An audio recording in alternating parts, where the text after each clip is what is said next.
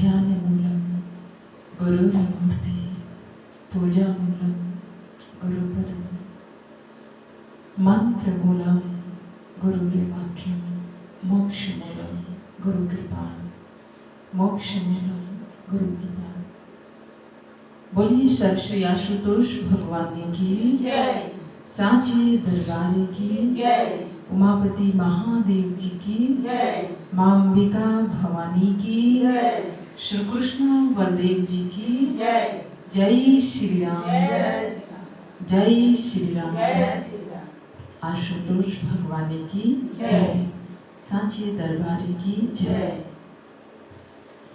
प्रिय भगवत प्रेमियों, हम सब बहुत ही भाग्यशाली हैं कि गुरुदेव के श्री चरणों में बैठने का जो अवसर प्राप्त हुआ। इस संसार में बहुत से लोग हैं जो भटक रहे हैं और बहुत से लोग ऐसे भी हैं जो धर्म के नाम पर खून खराबा करवा देते हैं, घर से बेघर करवा देते हैं, लेकिन हाथ में कुछ नहीं मिला आज तक। वो जीव भाग्यशाली है जिसे परमात्मा ने चयन किया, और हम सब बहुत ही भाग्यशाली हैं कि हम लोग महाराज जी के, गुरु महाराज जी के शिष्य हैं। गर्व होता है ये कहते हुए कि आशुतोष महाराज जी हम लोगों के आराध्य हैं, गुरु हैं।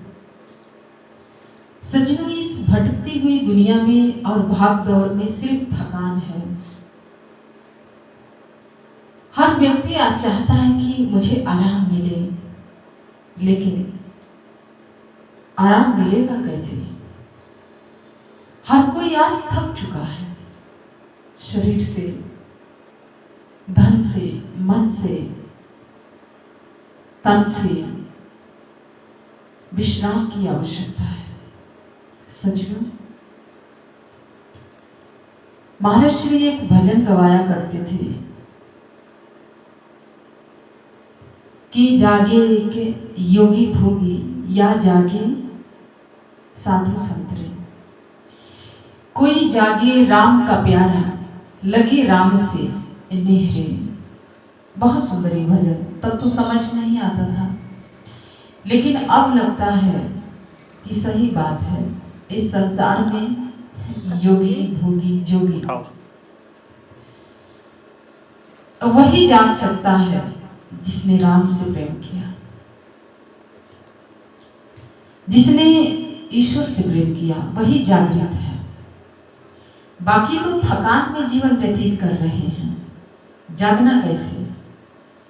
भगवान बुद्ध कहते हैं कि एक बुझा हुआ दिया कभी किसी अन्य दिया को नहीं जला सकता, लेकिन एक दिया जल रहा है और हजारों दिया बुझे हुए हैं, वो ताकत रखता है, सामर्थ रखता है, उस दीपक को जला देता है। अब वो जब हजारों दिए जलते हैं तो उसे करोड़ों दीपक जल जाते हैं, और वो फिर करोड़ों मिलके इस पूरे संसार को रोशनी प्रदान करते हैं, अर्थात प्रकाश प्रदान करते हैं। भगवान बुद्ध ने तो संकेत में कहा, लेकिन ये बात हम सबके जीवन में लागू होता है। जानते हैं क्यों? कि जागे कोई जोगी भोगी या जागे कोई संतरे। इस संसार में तीन श्रेणी है जहां पर मनुष्य आता है। कहते हैं एक रोगी है, एक भोगी है और एक योगी है, और तीनों ही इस संसार में आए हैं। भगवान ने उन तीनों को इस संसार में भेजा और कहा कि जाओ अपने अपने जीवन का उद्देश्य पूर्ण करो। रोगी कौन है? जो हमेशा बीमार रहता है, तन का रोग लगा है, मन का रोग लगा है, इस पर विचार करते हैं। महर्षि अक्षरा समझाया करते थे कि जब तक हमारा मन स्वस्थ नहीं होगा शरीर का रोग खत्म नहीं होगा, क्योंकि आधा थकान और आधी बीमारी तो इस मन से है। क्योंकि ना जाने व्यक्ति क्या क्या सोचता है और इस सोचने के हमारे शरीर पर, आपके शरीर पर बहुत इसका गहरा प्रभाव पड़ता है। जिसके पास पैसा नहीं है वो रात दिन ये सोचता है कि मेरे पास पैसा कैसे आएगा, और कहीं से पैसा आ भी गया तब वो ये सोचता है कि अब मैं इस पैसे से कौन सा बिजनेस करूं। बिजनेस हो भी गया तब वो ये सोचता है कि कहीं घाटा तो नहीं होगा, लाभ ही लाभ हो। महर्षि कहते हैं कि ये जीवन है, जीवन में कभी हानि है तो कभी लाभ है, कभी मिलन है तो कभी बिछड़ाव है, कभी खुशी है तो कभी गम है। इसी को जीवन कहते हैं। ये तो एक रोगी का जीवन है, एक भोगी कैसा होता है। महर्षि कहते हैं कि जो भोगी होता है, अब भोग में बहुत सारी वस्तुएं आती हैं। जैसे किसी के मन में लालसा होती है नहीं, लेकिन इस चीज की प्राप्ति हो जाए, रात दिन उसकी कामना यही रहती है, वो भी एक तरीके के भोग है। महर्षि कहते हैं कि इसका अंत नहीं हो सकता है। दिन प्रतिदिन इच्छाएं बढ़ती हैं, और इच्छाएं जब बढ़ती हैं तो व्यक्ति अपने सोचने समझने की जो क्षमता है उसको भुला देता है। क्योंकि भोग तो चाहिए, और भोग में भोजन का भी व्यक्ति भोग करता है, शरीर से व्यक्ति भोग करता है, कुछ खरीदता है उसका भी उसको भोग है, उपयोग में आ जाए, भोग में आ जाए, इसे हमें सुख मिले। लेकिन महर्षि कहते हैं कि ये भोग ही जीवन के व्यक्ति को भोग देता है, लेकिन व्यक्ति कभी उठ नहीं पाया। सजनों, राजा भर्तृहरि के जीवन की एक घटना है, बहुत सुंदर है। उनको भी एक भोग ने ऐसा अपना ग्रास बना लिया था कि उस जीवन से वो बाहर नहीं निकल पा रहे थे। रोगी, भोगी और योगी दूर की बात नहीं है, इसी गोरखपुर की बात है। गुरु मच्छिंद्र नाथ जी के शिष्य गुरु गोरखनाथ जी, गुरु मच्छिंद्र नाथ जी जिस समय थे उस टाइम लोग नहीं समझ पा रहे थे कि ये भगवान है। क्योंकि जो संत आते हैं तो आपके जैसे व्यवहार करते हैं, कोई झूठ बोलता है तो उसके झूठ में भी हाँ कर देते हैं। व्यक्ति को लगता है कि इनको पता नहीं है। जैसे व्यक्ति अभिनय करता है ऐसे वो महापुरुष भी अभिनय करते हैं। अब उनकी दृष्टि कैसे होती है जानते हैं? हमारे शास्त्र कहते हैं, हमारे ग्रंथ कहते हैं कि जैसे आज के समय में किसी की हड्डी टूट जाए तो लोग कहते हैं कि जाओ पहले एक्सरे करवा लो, पता तो चले कि टूट गया है कि कुछ और हुआ है। तो जब हम एक्सरे के मशीन के समक्ष जब जाते हैं, खड़े हो जाते हैं हम सब लोग, जिसके भी जीवन में ये घटना घटी होगी उनको पता होगा, तो मशीन पूछता नहीं है, वो क्या करता है, स्कैन कर लेता है, मतलब एक्सरे खींच लेता है, फोटो खींचता है, और मशीन के द्वारा उसको उसी तरीके से वो बता देता है कि फंड कहाँ पर है, कहाँ पर क्रैक हुआ है, कहाँ पर टूट गया है, और व्यक्ति वहां से अपना इलाज करवाना आरंभ करता है। महापुरुषों की भी दृष्टि ऐसी ही होती है जैसे एक्सरे मशीन है। अगर कोई जाता है तो मशीन बता देता है कि फंड कहाँ है। महर्षि हमेशा एक बात समझाया करते थे हम सबको कि गुरु के समक्ष कभी अभिनय नहीं करना चाहिए, क्योंकि अगर हम गुरु के समक्ष अभिनय करते हैं तो वो भी अभिनय करने लग जाता है, हमारे हाँ में हाँ मिलाता है। हम जैसा जैसा व्यवहार करते हैं वैसे वैसे वो भी व्यवहार करता है, क्योंकि वो भी मनुष्य रूप में आया है। एक बार हमने महाराज श्री से पूछा था, महाराज श्री आपको सब पता होता है कौन कैसा है, लेकिन फिर भी आप बाहर से जल्दी कोई प्रतिक्रिया नहीं देते हैं।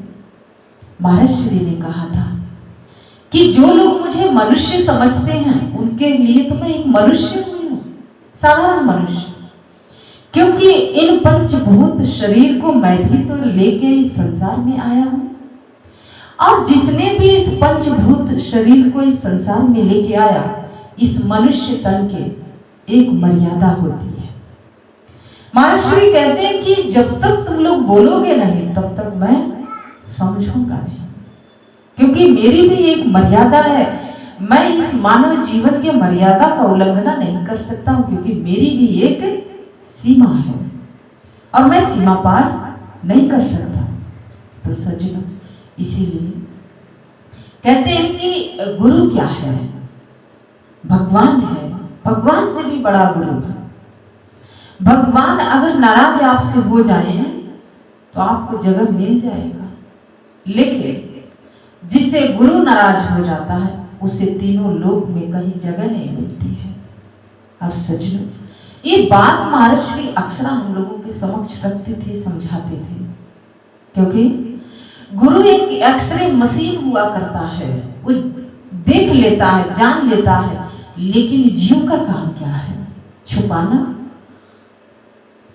और जब व्यक्ति छुपाता है तो होता क्या है, एक दिन वो छुपाते छुपाते छुपाते छुपाते एक दिन भयंकर सड़ांध मारने लग जाता है, अंदर से भयंकर दुर्गंध आती है, कभी विचारों से, कभी कर्मों से, कभी आचरण से। सजना, जब तक व्यक्ति खाली नहीं होगा तब तक कुछ कर नहीं सकता। भर्तृहरि का जीवन भी ऐसे ही था, क्योंकि उन्होंने भी सारा जीवन छुपाया था, लेकिन संत की दृष्टि बड़ी पारखी होती है।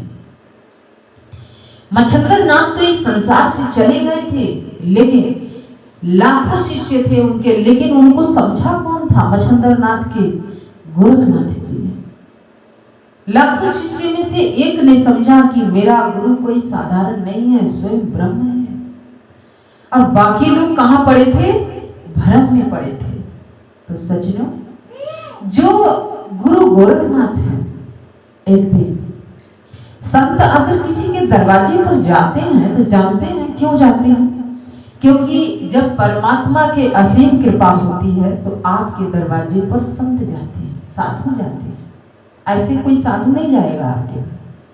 अब देखिएगा, इस संसार के जो व्यवहार है बड़ा विचित्र है। संसार तब आपका साथ देता है जब आपके पास कुछ होता है, जब आपके जीवन में सुख होगा तो ये पूरा संसार आपका मित्र बन जाएगा। लेकिन अगर नहीं कुछ है तो कोई साथ भी देने से पहले ये सोचता है कि इनसे हमें मिलेगा क्या? क्या मिलेगा? इस संसार की रीत है। लेकिन साधु संत तब आपके दरवाजे पर जाते हैं जब आपके जीवन में दुख होता है, संघर्ष से आप जूझते हैं। परमात्मा उस समय याद दिलाता है कि जिससे तुमने नाता जोड़ा, जिसको तुमने समय लगाया, जिसके पीछे, जिसके लिए तुमने रात दिन एक किया, वो तुम्हारे कौन है? और सजना, दुख के समय में ये सारी बातें समझ आ जाती है, किसी को बताने की आवश्यकता नहीं होती है।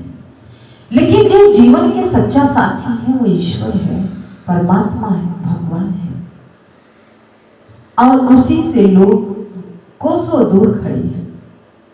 भर्तृहरि के पास सब कुछ था, भोग की बात चल रही है, पूरा जीवन बीत रहा था। लोग कहते हैं समय नहीं है, समय मिलेगा तो कभी कभी कर लेंगे, अभी समय नहीं है। भर्तृहरि भी ऐसे टाल रहे थे, लेकिन गुरु गोरखनाथ जो थे एक दिन उनके दरवाजे पर गए। अब जब उनके दरवाजे पर वो जाते हैं तो जानते हैं, उन्होंने कहा कि भर्तृ मैं तुम्हारे पास आया हूं।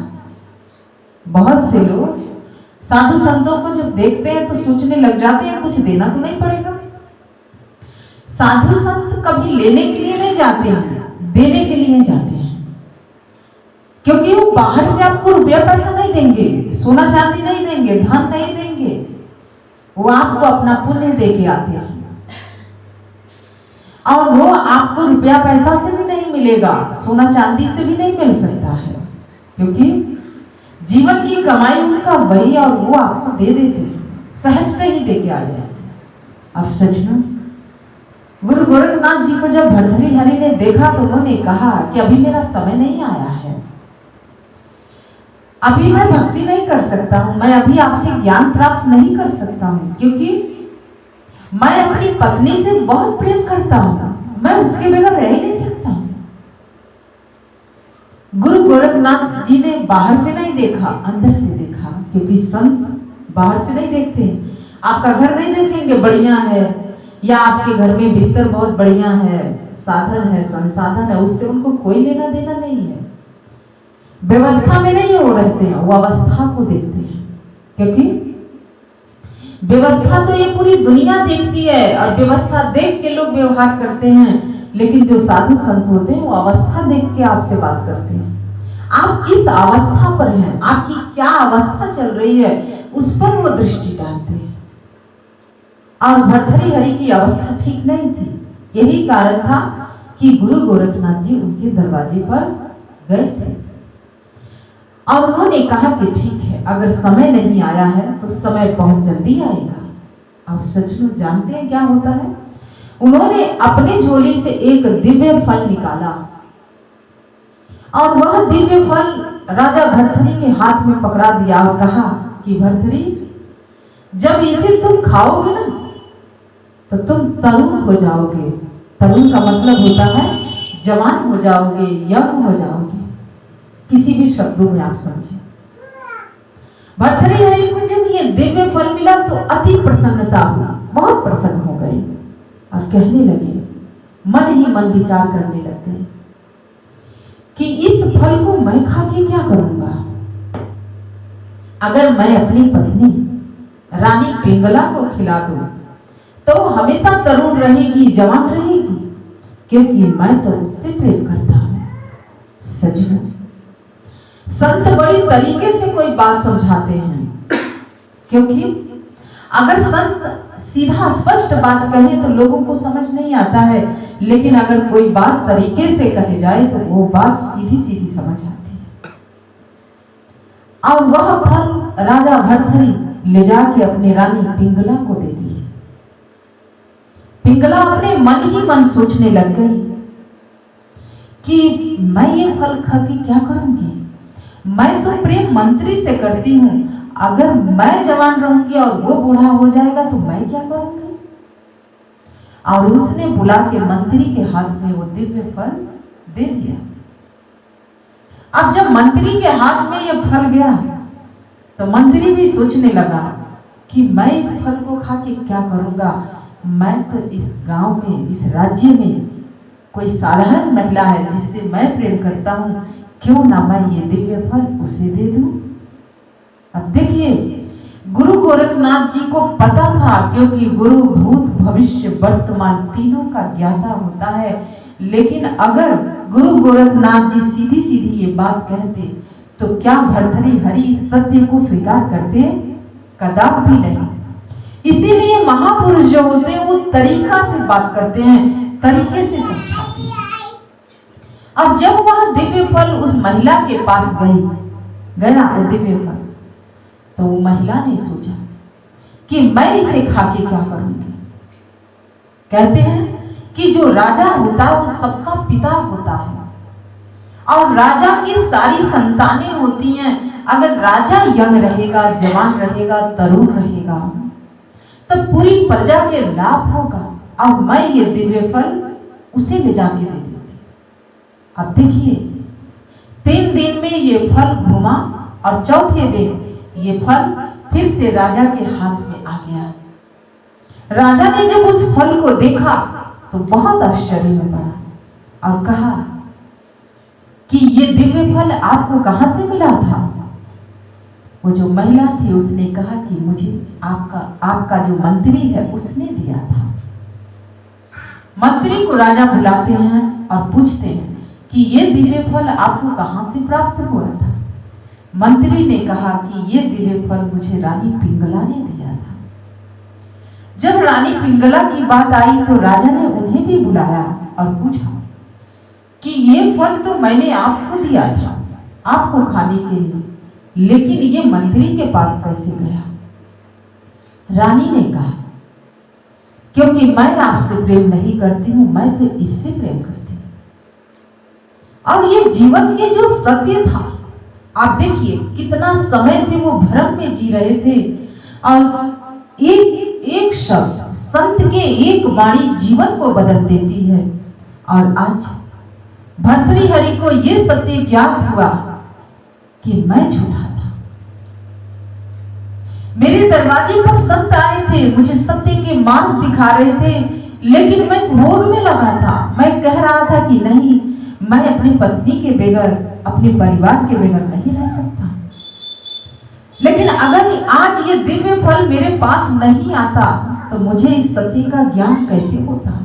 सज्जनों, जीवन में अच्छी घटना घटे या बुरी घटना घटे, उससे हमारे जीवन का उद्देश्य उसी में छुपा होता है, लेकिन सीखने वालों के लिए है, ना सीखने वाले के लिए तो कुछ भी नहीं। और सज्जनों, एक दिव्य फल आप देखिए भर्तृहरि की आत्मा को झकझोर के जगा दी और भर्तृहरि को देरी नहीं लगा, उसी क्षण उन्होंने उस राज्य का भी त्याग कर दिया, परिवार का त्याग किया और जिसे पत्नी कहते थे उसे भी त्याग कर दिए और कहा गए गुरु गोरखनाथ जी के दरवाजा उन्होंने खटखटा दिया और कहा कि ये बात तो आप मुझे सीधे सीधे भी समझा सकते थे। गुरु गोरखनाथ जी ने कहा कि नहीं भर्तृहरि, अगर मैं इस बात को कहता तो तुम मुझसे प्रमाण मांगती, और संत कभी प्रमाण नहीं देते हैं, क्योंकि संत की बात बड़े विवेकवान लोग समझते हैं। मूर्ख लोगों को कभी बात नहीं समझ आती है, क्योंकि वो मन और बुद्धि लगाते हैं। और इसीलिए मैं तुम्हें ये सीधी सीधी बात नहीं कह पा रहा था, इसीलिए मैंने ये दिव्य फल दिया था। और मैं जानता था कि तुम्हारे मन में जब तक पूर्ण सा वैराग्य नहीं आएगा तब तक ये भोग की प्रवृत्ति लुप्त नहीं होगी, खत्म नहीं होगी। अब परमात्मा ने तुम्हारे जीवन में संन्यास लिखा था, इसलिए मैं तुम्हारे दरवाजे पर गया था। तुम्हें सत्य का बोध कराना था, सत्य का उपदेश देना था मुझे। और उस दिन से भर्तृहरि गुरु गोरखनाथ जी के शिष्य बने। तो ये भोग में आता है। महाराज श्री कहते हैं रोगी भोगी। भोग ने जीवन को नष्ट कर देता है, भ्रष्ट कर देता है, लेकिन इस भोग से व्यक्ति निकल नहीं पाता है। सज्जनों, संत जब आते हैं तो वो जगाने के लिए आते हैं आपको। आपसे उनसे कोई और रिश्ता नहीं है। जिसने अपने घर को छोड़ दिया, अपने परिवार को छोड़ दिया, तो आपसे वो कौन सा संबंध रखेगा? परमात्मा का संबंध होता है, ईश्वर का संबंध होता है। इसीलिए जब साधु संत आते हैं तो आपको जगाने के लिए आते हैं और आपके जीवन के सत्य से अवगत करवाने के लिए आते हैं। महाराज श्री कहते हैं कि तीसरा योगी। योगी कौन है? योगी वो होता है जैसे राजा जनक है। आप ये मत सोचिएगा कि ये कपड़ा पहन लेंगे तो हम योगी बन जाएंगे, ये भी एक भ्रम है। कपड़े से भी कोई योगी नहीं बनता है, जोगी नहीं बनता है। राजा जनक जो है कैसे योगी बने? कहते हैं हम लोग जिस बिस्तर पर सोते हैं, बहुत से लोग कहते हैं बिस्तर पर जाते हैं बड़ी जल्दी नींद आती है। मैं तो इस बिस्तर को भी प्रणाम करके सोती हूँ, क्योंकि जीवन का जो सपना है उसी बिस्तर पर तो देखा जाता है। एक सपना राजा जनक को योगी बना दिया, लेकिन हम सबके जीवन में ना जाने कितने सपने आए लेकिन कभी जाग ही नहीं पाए। सजनों, लोग कहते हैं सपना तो सपना होता है, सुबह उठते ही सपना खत्म हो जाता है। सपना सपना नहीं होता है, आपके जीवन से वो सपना जुड़ा होता है, तब आप देखते हैं, चाहे अच्छा देखें या बुरा देखें। हम भी एक सपना देखते थे बाल्यकाल से ही, आज मैं शेयर करूंगी। उस सपने का अर्थ मुझे बहुत बाद में समझ आया, जब मैं 21 साल की हो गई तब मुझे एक सपना आता था। 5 साल के मुझे अपना पूरा बचपन याद है। कभी आप लोगों को विश्वास नहीं होगा तो मेरी माँ से पूछना, मेरे बालपन में क्या क्या हुआ है आज भी मुझे याद है। उस स्मृतियां आज भी नहीं समाप्त हुई हैं। तो मैं देखती थी कि मैं ऐसे कपड़े पहनी, मैं एक भव्य मंच है, मैं उस पर बैठी हूं, अब मैं प्रवचन कर रही हूं। तो जब सुबह होती थी तो मैं सोचती थी कि ये क्या था, मैं कहां, ये कहां, ये सब है क्या। तो मैं अपनी माँ से कभी कभी ये बातें शेयर करती थी, जो कहती थी ये सब बेकार की बातें, इनमें तुम ध्यान मत देना,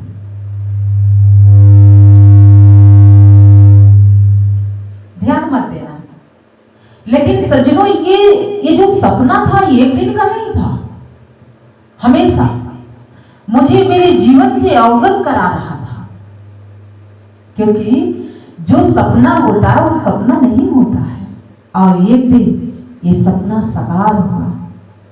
इसलिए बहुत से सपने हैं जो आपके जीवन से जुड़े होते हैं। और राजा जनक के जीवन में भी एक सपना आया, और जानते हैं वो सपना क्या था। राजा अलंकारों से, गहने से लदे हैं, राजसी वस्त्र है शरीर पर, लेकिन हुआ क्या, एक दिन वो अपने कक्ष में सो रहे थे, मखमली बिस्तर है, उस पर लेटे हैं, लेकिन होता क्या, उन्होंने देखा कि वो एक गरीब हो गए हैं, उनके तन पर फटे कपड़े हैं, पैर में कोई चप्पल नहीं है, कोई जूते नहीं हैं, जहां जा रहे हैं वहीं भूख से प्यास से तड़प रहे हैं, उनको कुछ मिल नहीं रहा है। एक गांव देखा उन्होंने, और उस गांव में वो जाते हैं, कुछ लोगों ने एक मुट्ठा चावल का दाना दिया, भिक्षा पात्र में डाल दिया और कहा कि ले जाओ। राजा जनक जब आते हैं तो वो एक मिट्टी का पात्र उनको मिलता है। जैसे आप देखते होंगे इधर उधर लोग नहीं लुढ़का देते हैं, कहीं ना कहीं मिट्टी का बर्तन पहले नहीं लुढ़का देते थे लोग, ऐसे ही कहीं मिट्टी का एक पात्र लुढ़का हुआ मिला उनको। उसको उठाए, उसको धोए, स्वप्न देख रहे हैं और उसमें पानी भरते हैं, और पानी भरने के बाद वो जो एक मुट्ठा चावल के दाना भीख में मिला था, भिक्षा मिला था, वो एक मुट्ठा चावल का दाना उस मटके में डाल दिया और आग जला दिए। खिचड़ी बना रहे थे सपने में। लेकिन होता क्या है, उसी क्षण 2 सांड आए लड़ते हुए आपस में, और उनके पैर से लगा वो मिट्टी का पात्र जिसमें खिचड़ी पक रही थी, वो गिर गया, चावल अलग हो गया, पानी अलग हो गया, सपना टूट गया, सपना खत्म हो गया। जब उनकी आंख खुली तो वो देखे कि मेरे शरीर पर तो इतने गहने हैं, राजसी वस्त्र है, आभूषण है इतना सारा, मखमली बिस्तर पर मैं सोया हूं, मेरे पैर में अनेक ऐसे स्वर्ण से जड़ी पादुका है जिसे मैं पहन के चलता हूं। लेकिन ये सपना क्या था जिसे मैं देख रहा था?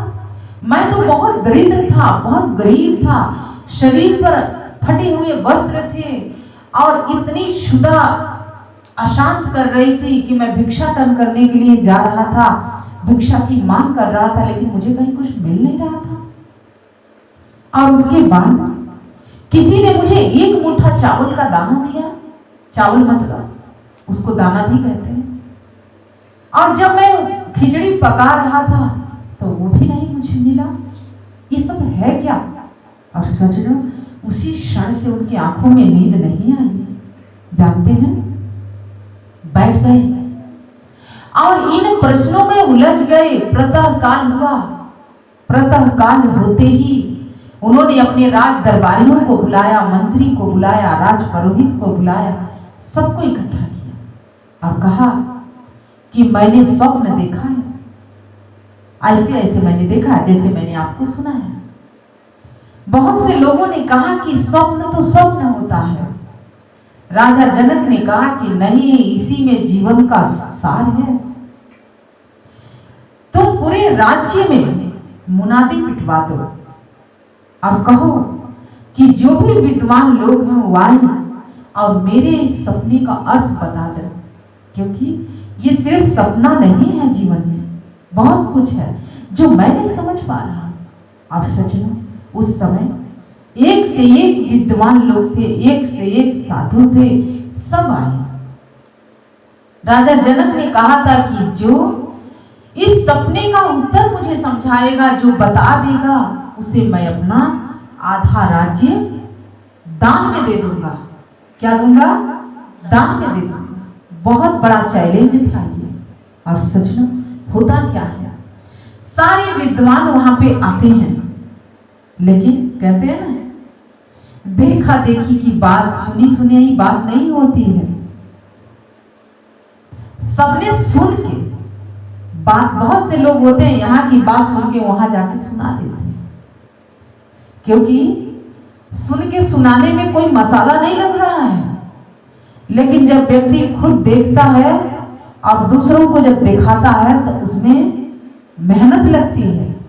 इसीलिए सज्जनों, ऐसे लोग थे जो धर्म के नाम पर सिर्फ ठग थे, बैठे हुए थे, धर्म के चोला ओढ़ के बैठे थे, लेकिन किसी के पास इस सपने के अर्थ नहीं था। सबने अपनी अपनी बुद्धि लगाया, अपना अपना दिमाग लगाया, लेकिन जनक संतुष्ट नहीं हुए। ये जो समाचार था ये अष्टवक्र जी को पता चला। अष्टवक्र जी कौन है? जिनको अपने माता के गर्भ में ही श्राप मिल गया, उनके पिताश्री ने श्राप दे दिया, क्योंकि वो वेद मंत्रों का उच्चारण कर रहे थे तो कुछ उन्होंने गलत कर दिया, क्योंकि जो वेद मंत्र होता है वो संस्कृत होता है और संस्कृत हर किसी को बोलने नहीं आती है। तो उन्होंने अपनी माँ के गर्भ से कहा कि पिताश्री आप गलत उच्चारण कर रहे हैं। पिता को लगा कि अभी तो अपनी माँ के गर्भ में है, बाहर भी नहीं आया है और अभी से मुझे उपदेश दे रहा है।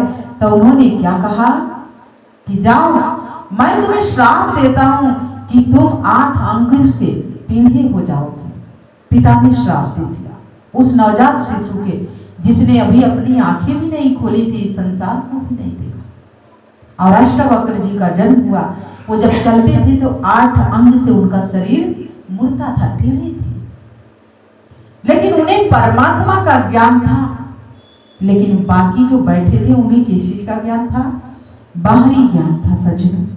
और उसके उपरांत जब उस सभा में गए तो जब विद्वानों ने देखा आते हुए, बहुत जोर से ठहाका लगा के हंसी कि जिस प्रश्न के उत्तर हम लोग नहीं दे पाए, ये क्या देगा जिसका शरीर इतना टेढ़ा है। जब सब हंसे तो वो चुप थे और उसके बाद वो भी हंसे। और जनक अपने सिंहासन पर बैठ के देख रहे थे सब। जनक पूछते हैं कि आपके तो शरीर टेढ़ा है, तो ये लोग हंसे तो इसका तुक तो समझ आता है, लेकिन आप क्यों हंसे? अष्टवक्र जी कहते हैं इसलिए राजन, क्योंकि ये जितने बैठे हैं ये क्या है? इन्हें सिर्फ चमड़ी का ज्ञान है, इसीलिए ये सब चमार हैं। इन्हें आत्मा का तो ज्ञान ही नहीं है, क्योंकि किसी पर वही हंसता है जिसे सिर्फ चमड़ी का ज्ञान होता है। और सचना उस सभा में एकदम सन्नाटा छा गया, सब चुप हो गए और सब एक दूसरे को देखने लगे। और वहां पर कोई साधारण लोगों की सभा थी, लेकिन ये सत्य बात है। महाराष्ट्र भी ये बात कहते हैं कि जिसे चमड़ी का ज्ञान होता है वही वास्तव में चमार होता है, क्योंकि उसके बाहर का ज्ञान है ना, जात से थोड़ी ना कुछ होता है। अष्टवक्र जी को आत्मा का ज्ञान था, उन्होंने अपनी आत्मा को देखा था, जाना था, तब उन्होंने उस पूरी सभा को चैलेंज किया। और राजा जनक अपने सिंहासन से नीचे उतर आए और अष्टवक्र जी उस सिंहासन पर जाकर बैठे और उन्होंने कहा कि राजन, मैं तुम्हारे प्रश्नों का उत्तर देता हूं, ये सभा आपको क्या दे सकती है। और सच में उन्होंने कहा, न ये सत्य है न वो सत्य है, सत्य तो कुछ और है जिसे तुम कोसों दूर हो, क्योंकि जो तुमने देखा वो भी सत्य नहीं है और जो तुम हो ये भी सत्य नहीं है। क्योंकि सज्जनों, जो भी इन आंखों से दिखता है वो सब कुछ क्षीण हो जाता है, नष्ट हो जाता है, क्योंकि ये आंख सिर्फ माया को देखती है, इस संसार को देखती है, और जो चीजें आंख देखती है वो कभी स्थिर नहीं रहता है, हर रोज कुछ ना कुछ बदलता रहता है। और जो बदलता है, जो चलायमान है, उससे आपको क्या मिलेगा। इसीलिए इस संसार को मृत्यु लोक कहा जाता है, क्योंकि इस संसार में हर रोज लोग बदलते हैं, लोग जन्म भी लेते हैं और लोग मरते भी हैं। इसीलिए आप लोगों ने भी, जब से आप बड़े हुए हैं, आप देखिएगा कितने लोग आपके सामने मर गए और कितने लोग जन्म लिए। हर रोज ये संसार बदलता है। अष्टवक्र जी कहते हैं कि हे राजन, सत्य सिर्फ ईश्वर है, जगत मिथ्या है, क्योंकि सत्य तो परमात्मा है जो कभी नहीं बदला। हम बदल जाते हैं पर परमात्मा नहीं बदलता है। इसीलिए न ये तुम्हारा राज्य सत्य है, न ये प्रजा सत्य है, ये कुछ भी सत्य नहीं है। सत्य तो ईश्वर है और उसी सत्य का बोध मैं तुम्हें करा देता हूं। बहुत कम उम्र थी उनकी, और उन्होंने क्या किया, उनके सीधे उनके सिर पे हाथ रखा और जैसे हाथ रखा दसम द्वार खुला। दसम द्वार खुलते ही परमात्मा के साम्राज्य में प्रवेश कर गए। और इसीलिए राजा जनक योगी कहलाते हैं, अर्थात देह में रहते हुए भी वो विदेह कहलाए। सच में ये जन्म क्यों मिला था? महर्षि कहते हैं कि इस जन्म का भी कोई उद्देश्य है। हम सब लोग इस संसार में आए हैं। हमारे कहने का तात्पर्य ये भी नहीं है कि आप अपना घर बार छोड़ दीजिए, परिवार छोड़ दीजिए, नहीं। क्या राजा जनक ने कुछ छोड़ा?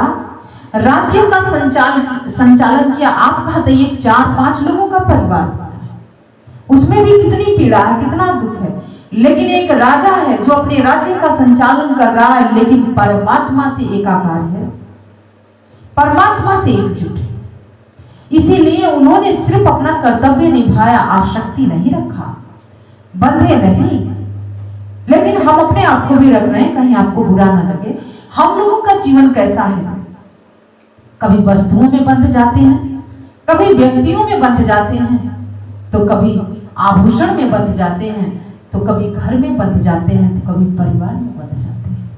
और यही तो दुख है, यही तो पीड़ा है सज्जनों।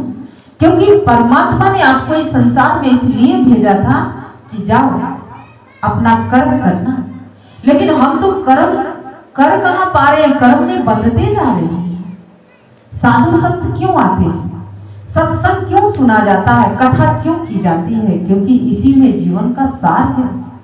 जब व्यक्ति सुनता है, जब सो रहा है, जीव का काम है सोना। साधु संत जब आते हैं, सत्संग सुनाते हैं, कथा सुनाते हैं, तो जीव जागता है, माया से जाग जाता है। और जब माया से जागता है तभी ना ब्रह्म की यात्रा करेगा। और सज्जनों, राजा जनक जाग गए, योगी बने। उनका राज्य नहीं छूटा, उनका परिवार नहीं छूटा, सब कुछ, सब में रहते हुए वो विदेह कहलाए। विदेह वह होता है जो देह से परे है, जो कर्म से परे है, कर्तव्य से परे है। और सज्जनों, पूर्ण गुरुदेव श्री आशुतोष महाराज जी अक्सर ये बात कहते हैं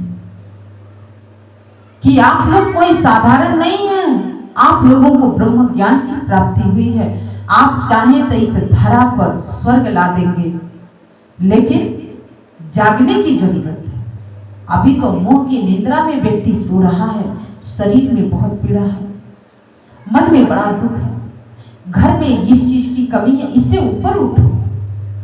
क्योंकि जब तक आप इन चीजों से ऊपर नहीं उठेंगे तब तक जीवन समझ नहीं आएगा। सत्य से व्यक्ति कोसों दूर खड़ा है, लेकिन इस सत्य को कब जानेगा? शरीर क्षीण हो रहा है। भर्तृहरि को तो 40 साल के बाद उनको सत्य का बोध हुआ, लेकिन यहाँ तो 80 साल बीत जाने के बाद भी व्यक्ति को सत्य का बोध नहीं हो पा रहा है, क्योंकि व्यक्ति सत्य से कोसों दूर खड़ा है। सच में ये जो ज्ञान आपको और जो हमें मिला वो गुरु महाराज जी का तपस्या था। हम लोग उस योग्य नहीं थे, आप योग्य नहीं थे कि आप परमात्मा का दर्शन कर लें, क्योंकि गुरु ने अपने बल से, अपने तप से परमात्मा का दर्शन कराया और यह बात समझाया कि सब कुछ करते हुए भी आप परमात्मा को कभी भूलना मत। लेकिन हम लोगों का जीवन कैसा है? सब कुछ कर रहे हैं लेकिन परमात्मा को विसार के बैठे हैं, भूल के बैठे हैं। परमात्मा कहीं यादों में भी नहीं है, ख्यालों में भी नहीं है। परमात्मा याद में कैसे आएगा? किसी ने बड़ा सुंदर कहा, किसी शायर ने कहा कि सितारों ने कहा कि गगन बदल गया है, सितारों ने कहा कि गगन बदल गया है, बुलबुल ने कहा कि चमन बदल गया है, पर संत ने कहा कि कुछ भी नहीं बदला, मुर्दा वही है पर कफन बदल गया है, मुर्दा वही है पर कफन बदल गया है। सच लो, मनुष्य तो वही है पर सोच नहीं बदल रहा है।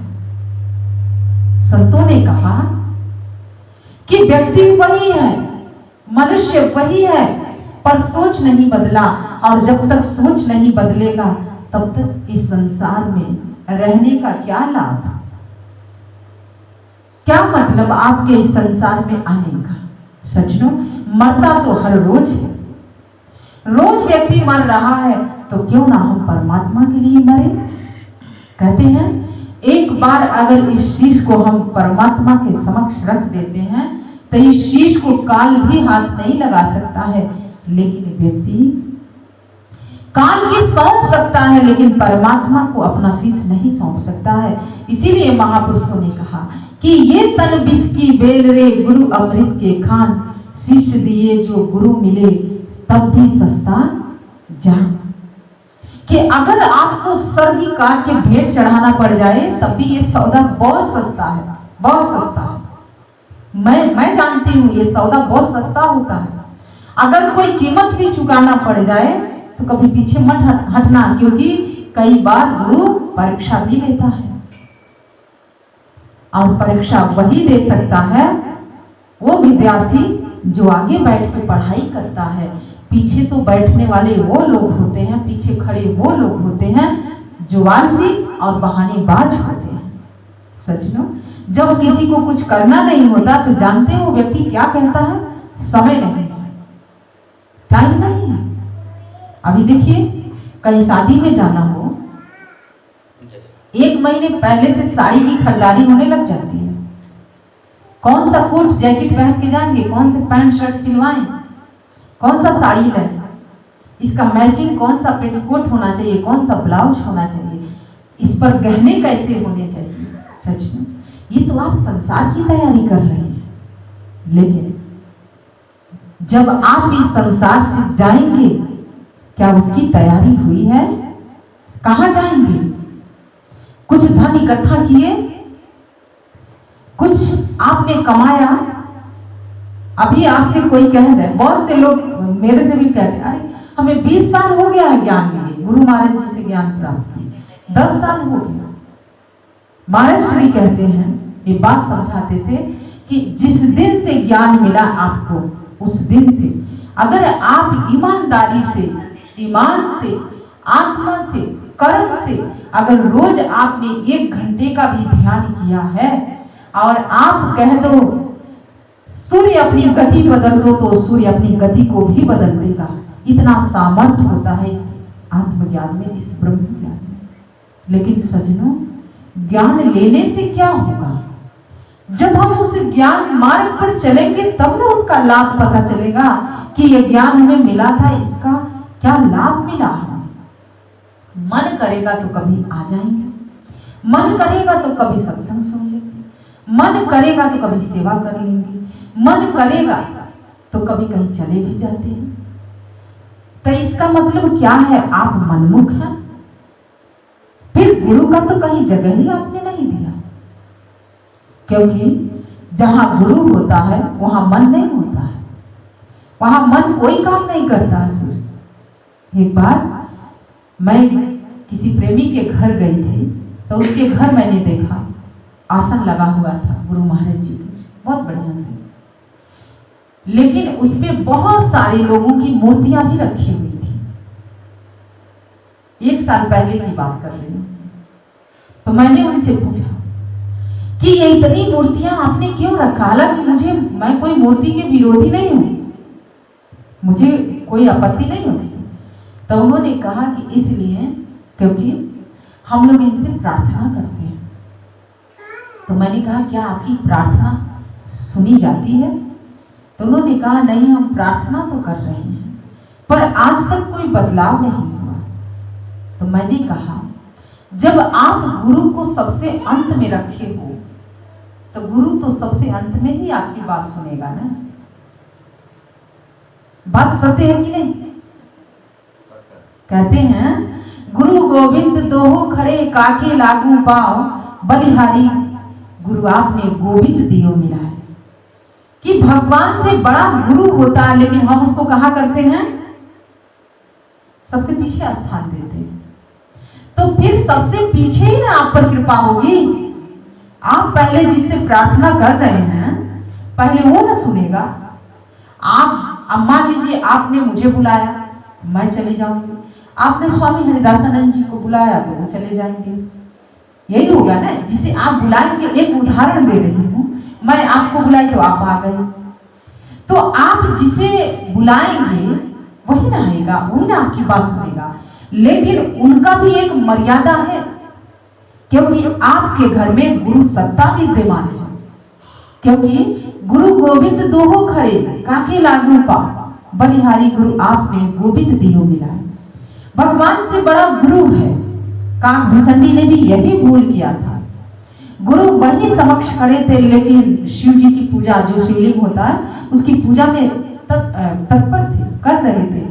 गुरु महाराज जी उनके वहीं खड़े थे। भगवान शिव को बर्दाश्त नहीं हुआ और भगवान शिव शिवलिंग से प्रकट हो गए और काकभूषणी को श्राप दे दिए कि जाओ तुम काक की योनि में जाओगे, क्योंकि गुरु को छोड़ के तुम मेरी पूजा कर रहे हो, तुमने गुरु का अपमान किया। इसीलिए कहा जाता है हरि रूठे तो ठौर है, गुरु रूठे तो ठौर नहीं है। अगर हरि नाराज हो गया, रूठ गया, गुस्सा गया तो गुरु मना लेगा, लेकिन अगर गुरु जी से रूठ जाए हरि भी नहीं मना सकता। तो सज्जनों, मैंने उस दीदी को कहा कि यही कारण है कि आपकी प्रार्थना आज तक किसी ने नहीं सुना, और इसीलिए आज भी आप वही के वही खड़े हैं। क्योंकि आप देखिए, शादी एक से होती है ना, प्रेम भी एक से ही होता है, विश्वास भी एक पर ही होता है। अब आपका विश्वास 50 जगह पर है तो क्या वो 50 लोग आपके दुख पर आएंगे? नहीं। प्रेम क्या 50 लोगों से हो सकता है? अरे मन एक है तो एक से ही तो प्रेम होगा, कोई किसी और से तो हो ही नहीं सकता है। तो सचमुच इसीलिए जिंदगी में प्रेम भी एक ही बार होता है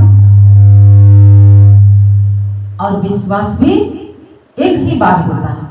बहुत से प्रेमी हमसे मिलते हैं, कहते हैं दीदी हम वहाँ गए थे, ये चढ़ा के आए हैं, वहाँ पर गए थे, ये करके आए हैं, वहाँ गए थे, ये मन्नत माने थे, वहाँ करके आए हैं।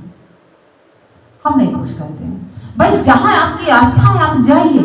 उसका घटाना था तो आप जानेंगे ना, हम क्या जानेंगे, हम तो जानते हैं भाई। हमने तो बहुत अच्छा सौदा किया अपने जीवन में। हम सिर्फ एक की सेवा की है आज तक अपने जीवन में, गुरु की सेवा नहीं की। आज भी ये मेरी सेवा है। मैं यहाँ आई थी तो स्वामी हरिदासानंद जी ने कहा कि सत्संग की सेवा कर लो। मैंने कहा ठीक है। हमने तो एक की सेवा की, हमने एक से कुछ मांगा, क्योंकि हमारा विश्वास एक पर है, अनेक पर नहीं है। हमारा प्रेम एक पर है, अनेक पर नहीं है। इसीलिए ये पहले आप अपने आप से पूछ लेना कि आपका विश्वास एक पर है, तभी ना एक से प्रेम होगा। और जब मन एक पर नहीं है तो ब्रह्म ज्ञान क्या, कोई भी ज्ञान आपके पास आ जाए लेकिन उसका कोई लाभ नहीं होगा, क्योंकि बिना विश्वास के तो कुछ भी नहीं मिलता। सज्जनों, मीरा को ज्ञान मिला तो कृष्ण की मूर्ति में समा गई, यही ज्ञान था, कोई और ज्ञान नहीं था। संत रविदास उनके गुरु थे, गुरु ने जो कहा वो किया। और उस समय में मीरा हुई जिस टाइम ये देश उलझ रहा था, लड़ मर रहे थे एक दूसरे से, इसीलिए उनको भक्ति मती मीरा कहा जाता है। मीरा नाम रख लेने से कोई मीरा बन जाएगी? तो सज्जनों, युगों युगों में कोई एक मीरा जन्म लेती है। कई युग बीत जाने के बाद कोई एक वीर शिवाजी जन्म लेते हैं। कई युग बीत जाने के बाद कोई एक भगत सिंह आते हैं। और कितने करोड़ों युग बीत जाने के बाद भगवान से धरा पर आते हैं। सज्जनों, इसीलिए चयन हम लोगों को करना है। मीरा ने तो यही ज्ञान प्राप्त किया, वो भी संत रविदास से। आप देखिए कहाँ रानी थी और कहाँ काशी में जाकर उन्होंने इस ज्ञान को प्राप्त किया, पर गुरु ने जो कहा वो किया और कृष्णमय हो गई, कृष्ण की मूर्ति में समा गई। कबीर ने इसी की साधना की, रामानंद जी से उन्होंने ज्ञान प्राप्त किया। रामानंद जी कौन संत थे, उनसे उन्होंने ब्रह्म ज्ञान की प्राप्त किया। और जब इस संसार से गए तो क्या उनका शरीर मिला? नहीं, 2 फूल था, क्योंकि वो जानते थे मेरे जाने के बाद मेरे शरीर के लिए लड़ाइयां होंगी, तो 2 फूल बचा। उन्होंने कहीं अपने मन को और नहीं लगाया, उन्होंने साधना की, गुरु की सेवा की, गुरु की आज्ञा में रहे। हमारे कहने का तात्पर्य यह है कि जैसे राजा जनक ने किया, अपने गृहस्थ में रहते हुए भी विदेह कहलाई, योगी हैं, जोगी हैं। आप भी योगी हैं, जोगी हैं, जानिए अपने आप को, मानिए मत, क्योंकि गुरु तो जना दिया है, पर जागना तो अब आपको है। और जब तक आप जागेंगे नहीं तब तक जीवन में सुबेरा नहीं आ सकता, अंधेरा ही रहेगा। इसीलिए कहीं भी चले जाइए, कहीं भी जाइए, लेकिन शांति नहीं मिलेगी, क्योंकि जहां भी आप जा रहे हैं वहां आपके जीवन का उद्देश्य वो है ही नहीं। एक संकेत है, संकेत मात्र से सब कुछ बनाया गया है, लेकिन आपका जीवन का उद्देश्य तभी पूर्ण होगा जब आप ध्यान करेंगे। सारे दुखों का नाश तभी होगा जब आप साधना करेंगे। सब कुछ आपके घर में तभी मिलेगा जब आप सत्कर्म में जुड़ जाएंगे। मन से, कर्म से, वचन से भी पूजा होती है, जरूरी नहीं कि घंटी बजा दे पूजा हो गई, नहीं। साधना करिए, बैठिए, जो बैठ गया वो कुछ बन गया। जो भाग रहा है वो क्या है? ना जाने कितने जन्मों से भाग रहा है और अभी भी भागी तो रहा है, अपने भी भाग रहा है और लोगों को भी भगा रहा है। तो अब ये आपको फैसला करना है कि आपको कहाँ भागना है, बाहर भागना है कि अंदर भागना है, क्योंकि बाहर भागेंगे तो बिखर जाएंगे, कुछ बचेगा नहीं, ये संसार नोच लेगा आपको। लेकिन यदि अंदर भागेंगे तो समझ जाएंगे, कुछ बन जाएंगे, क्योंकि जो अंदर भागा वो कुछ बन गया, लेकिन जो बाहर भागा वो बिखर गया। मीरा अंदर भागी, कुछ बनी। कबीर अंदर भागे, कुछ बने। वीर शिवाजी अंदर भागे, उनके गुरु समर्थ गुरु रामदास जी थे, कुछ बने। तो इसीलिए भागना कहाँ है, ये आप पर है, क्योंकि हम लोगों का कर्तव्य है, हम लोगों का फर्ज है, हम लोगों की सेवा है बताना, स्वीकार करना आपको है। आज स्वीकार करें या जिंदगी के अंत में करें या कई जन्मों के बाद करें, करना तो पड़ेगा, क्योंकि इसके बगैर जीवन है ही नहीं। भागते रहिए। एक बार मैंने गुरुदेव आशुतोष महाराज जी से पूछा था, मैंने कहा महाराज जी, हमें ऐसा लगता है कि हम लोग आए नहीं हैं, लाए गए हैं। महाराज जी ने कहा एकदम सही, क्योंकि कई कई जन्मों से तुम लोगों के ऊपर मेरी दृष्टि रही है। तुम लोग कहाँ कहाँ थे, मेरी आंखें हमेशा खोजती रही है। तुम लोग आए नहीं हो, लाए गए हो। तुम लोग लिए नहीं हो, तुम लोगों को दिया गया है। आपको क्या लगता है आपने ज्ञान ले लिया, मैंने सत्संग सुना दिया, आप जुड़ गए? बहुत से लोग हैं मूढ़ बुद्धि के, कहते हैं हम सत्संग सुनाए तो जुड़ गए, हमने उनको जोड़ दिया। यही अज्ञानता है, यही मूर्खता है। वो परमात्मा सागर है, सागर का एक लोटा जल आप निकाल लीजिए, क्या सागर कम हो जाएगा? उसी में वो जल मिला दीजिए, क्या पता है वो जल कोई अलग है? ऐसे ही हम सब लोग परमात्मा की संतानें हैं, उसी में से निकले हैं। वो लाता है, वो जोड़ा है, वो दिया है, हम लोग लिए नहीं हैं, उसने दिया है। और सज्जनों यही सत्य है। अगर ये जिसको समझ आ गया उसकी सारी गुत्थियां सुलझ जाएंगी, फिर कहीं कोई दुख नहीं, कोई अभाव नहीं, कोई तकलीफ नहीं होगा जीवन में।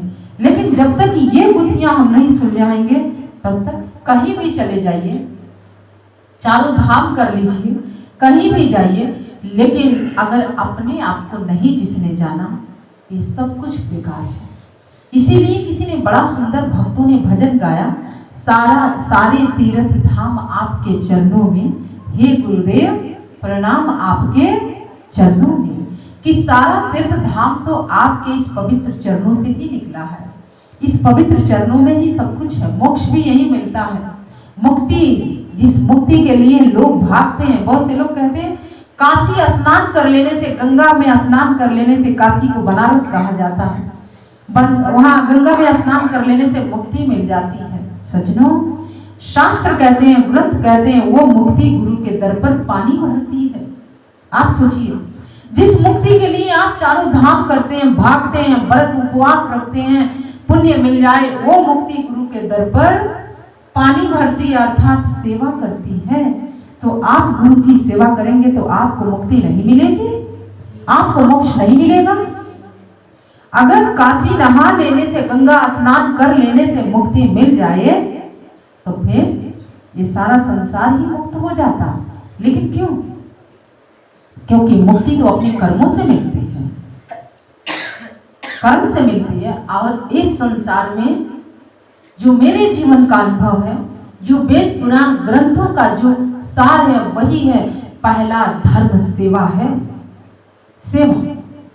क्योंकि जिसने भी सेवा की, चाहे अपने माता पिता की सेवा की, चाहे अपने सास ससुर की सेवा की, चाहे गुरु की सेवा की, चाहे समाज की सेवा की, उसे बिना मांगे सब कुछ मिल जाता है, सब कुछ मिलता है।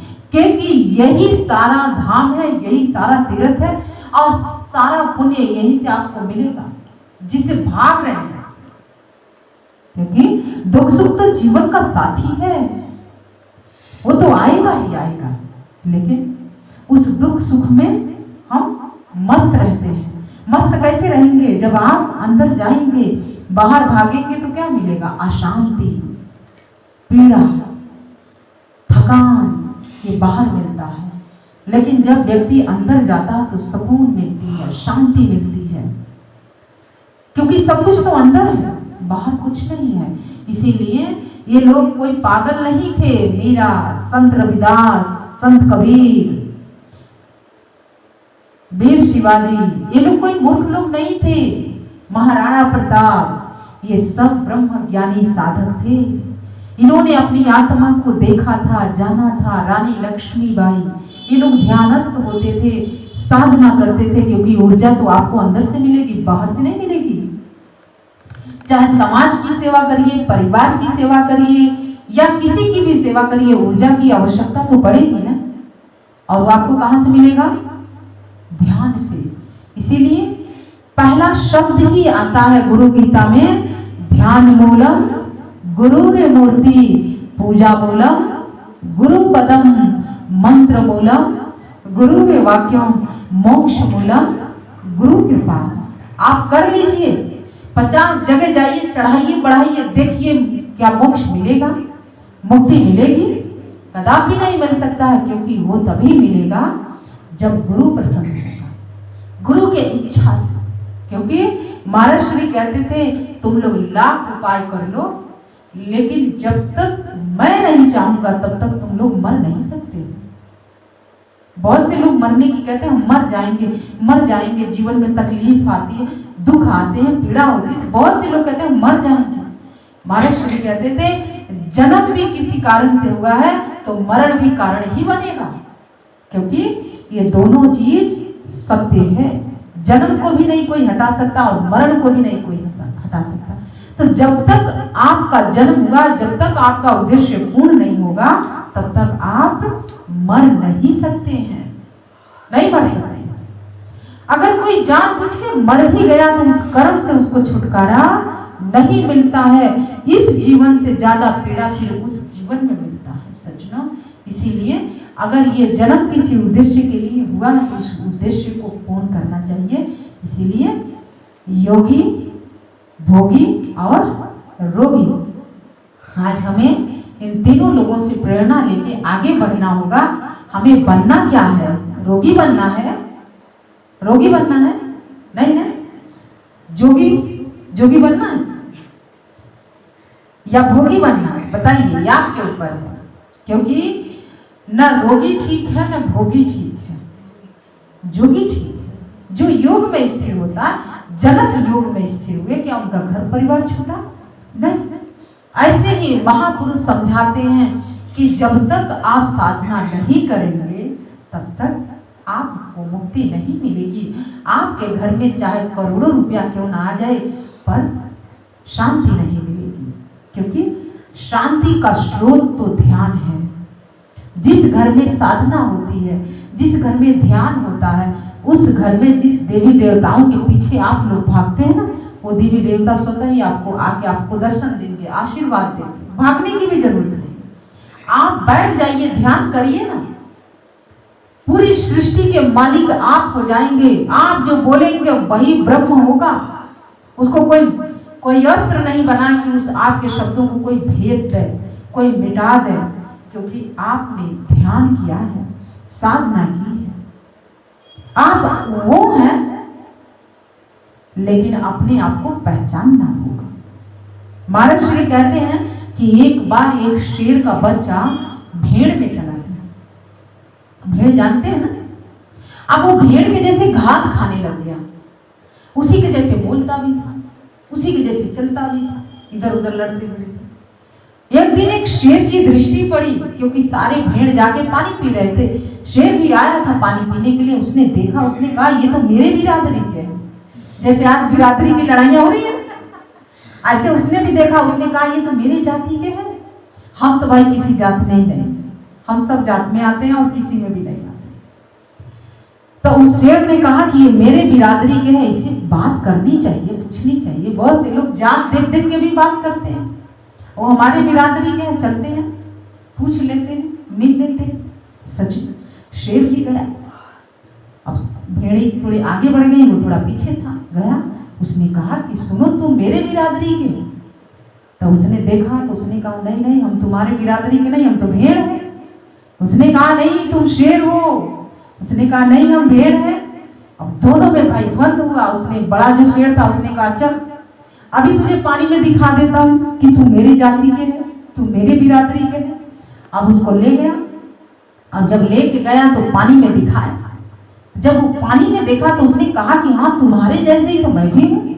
उसने कहा कि अगर तुम मेरे जैसे हो तो अब जैसे जैसे मैं बोल रहा हूँ वैसे वैसे तुम भी बोलना शुरू करो। आप जैसे जैसे शेर गुर्राता है ना, आप देखें शेर कैसे गर्जना करता है। अब वो धीरे धीरे धीरे धीरे गुर्राते गुर्राते खूब जोर से गर्जना किया, वो भी जोर से गर्जना किया। उसने कहा अब ना तुम हमारे हुए। महाराज श्री कहते हैं ऐसे ही सत्य में बहुत ताकत होती है। जब सत्य गर्जना करता है, सत्य जिस समय जीवन में आ जाता है तो ये सारी भेड़ियां अपने आप भाग जाते हैं। इनको भगाने की जरूरत नहीं है, ये भाग जाएंगे। बस अपने आप को देख लो, पहचान लो। जैसे उसने पानी में देखा अपनी छवि को तो समझ गया कि नहीं मैं भेड़ नहीं हूं, मैं शेर हूं। और उस शेर के जैसे गर्जना किया। ऐसे ही हमें भेड़ चाल चलना है क्या? भेड़ चाल चलना है नहीं, क्योंकि भेड़ कहाँ जाती है? जब एक भेड़ कुएं में गिर जाए तो सारी भेड़ गिर जाती है। इसीलिए हमें भेड़ चाल नहीं चलना है, हमें कौन सा चाल चलना है? सत्य को पहचानना है, सत्य को जानना है। ये नहीं कि किसी ने कह दिया तो जी हमारा विश्वास बदल गया, किसी ने कुछ दे दिया तो हम अपना धर्म ही बदल लें, किसी ने कुछ कह दिया तो हम अपने कर्म से ही अपना मुख मोड़ लें। ऐसा होना चाहिए? नहीं। महाराज श्री कहते थे कि इस पूरे विश्व में एक जात है, वो जात है हिंदू। आपसे कभी कोई पूछे तो गर्व से कहना कि मैं हिंदू हूं, ये मत कह देना कि हम विजयी कुशवाहा हैं। आप गर्व से कहना कि हम हिंदू हैं, क्योंकि आप हिंदू हैं और हिंदू का धर्म क्या है? सनातन है, पुरातन है, जो कभी बदलता नहीं है, जो कभी मिटता नहीं है। सत्य जब गर्जना करता है तो जैसे भेड़ भाग जाती हैं, ऐसे ही जब जिस दिन आप जान जाएंगे हम हिंदू हैं, हमारा धर्म सनातन है, पुरातन है, जो कभी बदलता नहीं है, उस दिन जिस दिन आप सत्य के मशाल को थाम के आगे बढ़ेंगे तो सारा अंधकार अपने आप छंट जाएगा, दूर हो जाएगा और प्रकाशमय हो जाएगा। तो सज्जनों, ये सत्य के मशाल है ब्रह्म ज्ञान, आत्मज्ञान। जिसने इस मशाल को धारण किया, साधना किया, पहले तो अपना जीवन बदलता है, फिर परिवार बदलता है, परिवार बदलता है तो एक गांव बदलता है, एक गांव बदलता है तो एक शहर बदलता है, एक शहर बदलता है तो एक जिला, और एक जिला बदलता है तो पूरा विश्व बदल जाता है। पर आरंभ तो एक से हुआ। बहुत से लोग कहते हैं हम अकेले हैं, कुछ कर नहीं पाते हैं। हमें बड़ी हंसी आती है भाई, अकेले तो भाई अकेले जन्म लियो तो मरना भी तो अकेले ही है। अब किसी साथी को ढूंढो ना भाई, हम मरेंगे तो तुम भी हमारे साथ मरना। कोई देखो, कोई तैयार है? कोई मरेगा आपके साथ? क्योंकि भाई अकेले आए हो तो अकेले मरना पड़ेगा। इसीलिए आप अपने आप को बदलो, लेकिन यहाँ क्या हम तो दूसरे को बदलने में लगे हुए। महाराज श्री कहते हैं पहले अपने आप को जान लो, अपने आप को बदल लो। आपको कहने की आवश्यकता नहीं होगी, आप जहां जाओगे वही लोग बदल जाएंगे, क्योंकि बुराई हर जगह है, अच्छाई बहुत कम है। लेकिन क्या बुराई कभी हावी रहती है? नहीं। बुराई पर अच्छाई की जीत हमेशा होती है। और इसीलिए आप देखिए, मैं कभी आप लोगों से मिलती थी तो कहती थी हम लोगों को कभी हम लोग देखने को भी नहीं मिलेंगे। असत्य तो नहीं कह रही थी, क्योंकि जो समय मिला, जो समय को लाभ नहीं उठा पाया, सबसे बड़ी कीमत समय की होती है, व्यक्ति की नहीं होती है। आज हरिदासानंद जी यहाँ हैं, पता नहीं महाराज जी कहाँ भेजेंगे। हम तो भाई चले गए, क्या हम गए? गुरु ले गया, भाई चलो यहाँ नहीं तो वहां करो, है कि नहीं? सत्य में बहुत ताकत होती है, जहां व्यक्ति खड़ा होगा वहीं सब कुछ हो जाएगा। इसीलिए अगर संत साधु संत हैं तो आपके लिए है, वो आपके लिए वो जी रहे हैं, आपके लिए वो मरते हैं, उनके लिए अपना सुख तो कुछ है ही नहीं। अपने लिए क्या ये बना, हम लोग अपने लिए बना कि आप लोग आए, आराम से बैठ के सत्संग सुने, आराम से बैठ के ध्यान करें, साधना करें, अपने जीवन का कल्याण करें। लेकिन उसमें भी बड़ा बहाना है, अरे बड़ा दूर है, चल नहीं पा रहे। अभी मेला जाने के लिए कह दीजिए,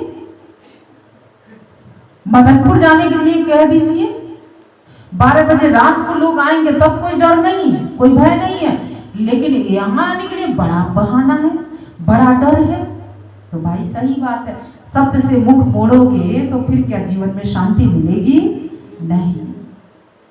अभी देखिए सबिया के लोग यहाँ रायपुर बलाक पर आ जाते हैं बिया लेने के लिए, सामान लेने के लिए, नई साधन पैदल आ जाते हैं, पर सत्संग में आते हैं।